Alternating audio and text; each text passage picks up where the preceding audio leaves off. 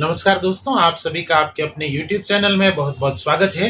दोस्तों, guiding symptoms की इस सीरीज़ में हम बात करते हैं होम्योपैथी मेडिसिन्स के कुछ पेक्यूलियर, कुछ रेड लाइन सिम्पटम्स के बारे में, जिनके बिहाफ़ पर आप होम्योपैथी मेडिसिन को अच्छे से जान पाएँ, अच्छे से समझ पाएँ। आज उसी क्रम में बात कर रहे हैं होम्योपैथी मेडिसिन कालमिया लैटिफोलिया के बारे में। यह दवा किन-किन लक्षणों में अच्छा काम करती है, किन बीमारियों में इसके रिज़ल्ट्स बहुत अच्छे हैं, उसके बारे में बात करेंगे। साथ ही साथ इसके एक्शन के बारे में, इसकी डोजेज़ के बारे में, इसकी मॉडलिटीज़ के बारे में भी चर्चा करेंगे। तो उससे पहले मैं आपसे रिक्वेस्ट करना चाहता हूँ कि अभी तक आपने मेरा चैनल सब्सक्राइब नहीं किया है तो चैनल को सब्सक्राइब करके बेल आइकन को दबा दीजिए ताकि आप अपडेटेड रहें मेरे लेटेस्ट वीडियोज़ के साथ में। तो बिना देरी किए इस टॉपिक पर चर्चा शुरू करते हैं।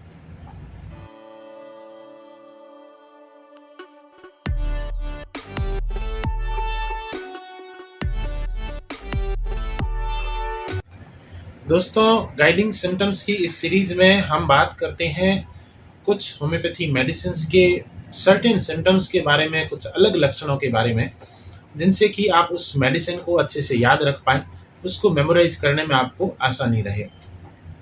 आज बात कर रहे हैं कालमिया लैटिफोलिया के बारे में। कालमिया लैटिफोलिया एक ऐसी दवा है जो कि रूमेटिक रेमेडी है, यानी कि आपको किसी प्रकार के दर्द है, जॉइंट पेन है या रूमेटिज़्म से रिलेटेड कोई इश्यूज़ हैं, तो उसको ठीक करने में यह दवा मदद करती है। साथ ही साथ अगर रूमेटिज़्म की वजह से हार्ट पे कोई इफ़ेक्ट आ रहा है या अदरवाइज़ भी हार्ट पे कोई प्रॉब्लम है, तो उसको भी कवर करने में यह दवा सक्षम है।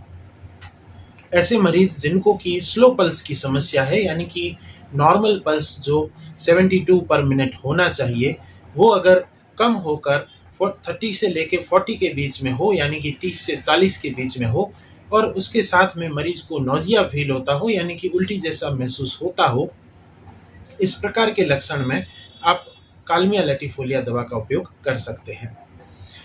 ऐसे पेशेंट्स जिनको कि हार्ट के एक्शंस जो है वो स्लगिश है, तो ऐसी कंडीशन में यह दवा देने पर यह दवा ऐसा एक्शन देती है कि जिससे हार्ट के फंक्शंस जो है वो एक्सीलरेट हो जाते हैं, हार्ट की पल्स जो है वो तेज़ हो जाती है। और यह विशेष करके अगर मेडिकल टर्मिनोलॉजी में बात करें तो ब्रेडिकार्डिया के केस में इस दवा का उपयोग किया जा सकता है। लोकोमोटर अटेक्सिया के जो पेशेंट्स होते हैं, उनमें जो दर्द होते हैं, उन दर्द को रिलीव करने में भी कालमिया का बहुत ही अच्छा रोल है। ऐसे पेशेंट्स जिनको कि पैल्पिटेशंस है, यानी कि धड़कन महसूस होती रहती है, टैकीकार्डिया की प्रॉब्लम यानी कि तेज़ पल्स की भी प्रॉब्लम है, या एंजाइना पेक्टोरिस यानी कि चेस्ट में पेन हो रहा है, हार्ट अटैक की वजह से या हार्ट अटैक के जो प्रीकर्सर सिम्पटम्स आते हैं वैसे अगर लक्षण आ रहे हैं, तो ऐसी कंडीशन में भी यह दवा एक रिलीविंग इफ़ेक्ट देती है और पेशेंट को इन चीज़ों में आराम देती है। दोस्तों, सर्वाइकल स्पॉन्डिलोसिस के केस में, यानी कि गर्दन में दर्द है, सर्वाइकल स्पॉन्डिलोसिस के चेंजेस आ गए हैं, बोन फ्रेगमेंट्स बन रहे हैं, गर्दन को घुमाने में दिक्कत हो रही है, जकड़न हो रही है, और इस सर्वाइकल स्पॉन्डिलोसिस की वजह से जो गर्दन का दर्द है वो आपको पर्टिकुलर हाथ में उतरता है, उस पर्टिकुलर आर्म में उतरता है, कंधे से लेके हाथ तक जाता है, और यह पेन रेडिएट करता है। पेन के साथ में दर्द के साथ में झंझनाहट है या नर्व कंप्रेशन के सिम्पटम्स आ रहे हैं, तो भी इस दवा का उपयोग किया जा सकता है। डेल्टॉइड रूमेटिज्म के केस में, यानी कि कंधे में ही जो डेल्टॉइड मसल्स है, उस डेल्टॉइड मसल के रूमेटिज्म यानी पेन की वजह से अगर आपको प्रॉब्लम हो रही हो, और विशेष करके यह डेल्टॉइड रूमेटिज्म अगर राइट साइडेड है, आपको राइट साइड के डेल्टॉइड मसल में या राइट साइड के कंधे में अगर दिक्कत है, तो ऐसी कंडीशन में आपको इस दवा का उपयोग करना उचित रहेगा।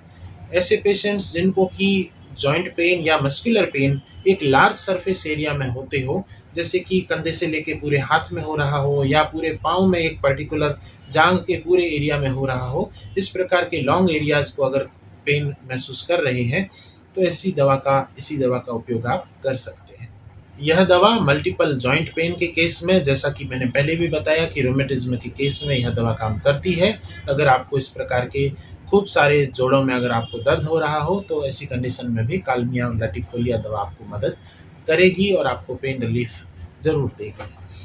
ऐसे पेशेंट्स जिनको कि लेफ़्ट साइड के हाथ में सुन्नपन, झंझनाहट होती है, और पर्टिकुलरली उस लेफ़्ट हाथ में अगर आपको इस प्रकार के लक्षण देखने को मिलते हैं, तो भी कालमिया लैटिफोलिया का उपयोग किया जा सकता है।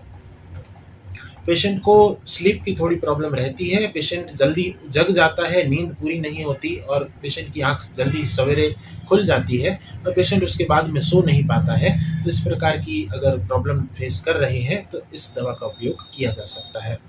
मोडेलिटीज़ की अगर बात करें तो पेशेंट को लीन करने से, आगे की तरफ झुकने से पेशेंट को दिक्कत होती है, सिम्पटम्स अग्रवेट हो जाते हैं। नीचे देखने पे, मूवमेंट करने पे या किसी प्रकार के मोशन से पेशेंट को सिम्पटम्स में अग्रवेशन यानी कि दर्द बढ़ जाते हैं। डोजेज़ की अगर बात करें तो ज़्यादातर इस दवा का उपयोग क्यू में यानी कि मदर टिंचर में 30 पावर में या 200 पावर में किया जाता है। निर्भर करता है कि मरीज़ को किस प्रकार के लक्षण है, उसकी इंटेंसिटी क्या है और कितने समय से है, उस हिसाब से इस दवा की डोज को डिसाइड किया जाता है। दोस्तों, मेरे द्वारा दी गई यह इन्फॉर्मेशन अगर आपको अच्छी लगी हो तो इस वीडियो को लाइक कीजिए, शेयर कीजिए और मेरे इस यूट्यूब चैनल को सब्सक्राइब कीजिए। अंत तक बने रहने के लिए आपका बहुत-बहुत धन्यवाद। आपका दिन शुभ हो।